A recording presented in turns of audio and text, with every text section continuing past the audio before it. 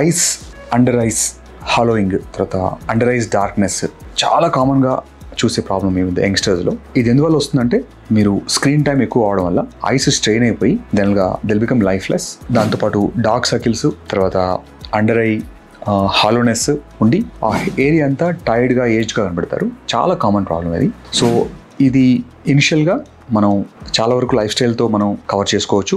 Good sleep, తర్వాత good nutrition, తర్వాత anaemia ఉంటే కరెక్ట్ చేసుకోవాలి. దాంతోపాటు కొన్నిసార్లు బ్లూ లైట్ ఫిల్టర్స్, అంటే కనుక స్క్రీన్ టైం ఎక్కువ ఉంటే స్క్రీన్ టైం తగ్గించుకొని చేస్తే మనకు చాలా వరకు కొన్ని రకాల క్రీమ్స్తోని మనం ఒక 40-50% వరకు మనం కరెక్ట్ చేయగలుగుతాం. అది కాకుండా అది చేసిన తర్వాత కూడా ఇంప్రూవ్మెంట్ లేకపోతే మనం we can go for PRP. మనం బ్లడ్లోంచే కొన్ని గ్రోత్ ఫ్యాక్టర్స్ తీసుకొని దాన్ని ఇంజెక్ట్ చేస్తాం.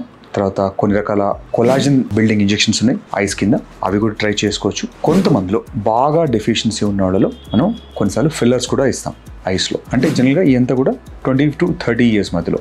35-40 years వాళ్ళు కనుక ఇదే ప్రాబ్లమ్స్ ఉంటే మనం ఫిల్లర్స్ అనేది ఇనిషియల్ కొంచెం అగ్రెసివ్గా ఇస్తాము. దాంతోపాటు ఈ స్కిన్ లైట్నింగ్ ట్రీట్మెంట్స్ లేజర్స్తోని, PRPతోని, తర్వాత కొన్ని క్రీమ్స్తోని, ఇలాంటివన్నీ కూడా మనం కాంబినేషన్గా ఇస్తాం.